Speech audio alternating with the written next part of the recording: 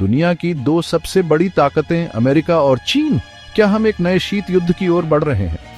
एक तरफ अमेरिका, जो दशकों से दुनिया की सबसे बड़ी आर्थिक और सैन्य ताकत है। दूसरी तरफ चीन, जो तेजी से उभर रहा है और अमेरिका को चुनौती दे रहा है। अमेरिका और चीन के बीच ट्रेड वॉर कोई नई बात नहीं है, लेकिन 2025 में यह और ज्यादा तीखा हो गया है।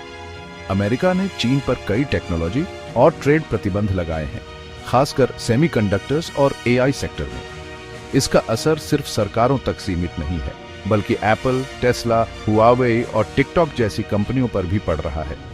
चीन भी जवाबी हमले कर रहा है। उसने अमेरिकी कंपनियों पर कड़े प्रतिबंध लगाए और अपने तकनीकी विकास को और तेज कर दिया है। क्या यह ट्रेड वॉर दुनिया की अर्थव्यवस्था को मंदी की ओर धकेल सकता है? अमेरिका और चीन सिर्फ व्यापार में नहीं, बल्कि मिलिट्री में भी आमने सामने खड़े हैं। अमेरिका की मिलिट्री अब भी सबसे ताकतवर मानी जाती है, लेकिन चीन अपनी सेना को तेजी से आधुनिक बना रहा है। इंडो पैसिफिक क्षेत्र में दोनों देश लगातार अपनी सैन्य शक्ति बढ़ा रहे हैं।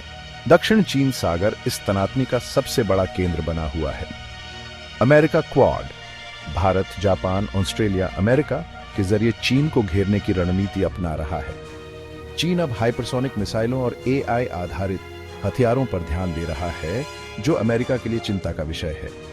ट्रंप और शी जिनपिंग दोनों ही अपने अपने देशों की शक्ति बढ़ाने में लगे हैं, लेकिन क्या यह टकराव एक नए युद्ध में बदल सकता है? विशेषज्ञ मानते हैं कि अमेरिका चीन संघर्ष आगे और तेज होगा, लेकिन यह पूरी तरह युद्ध में नहीं बदलेगा, बल्कि ट्रेड वॉर और साइबर वॉर के रूप में जारी रहेगा। एआई, 5G, सेमीकंडक्टर्स और स्पेस टेक्नोलॉजी, ये अगले मोर्चे हैं जहां अमेरिका और चीन आमने सामने हैं।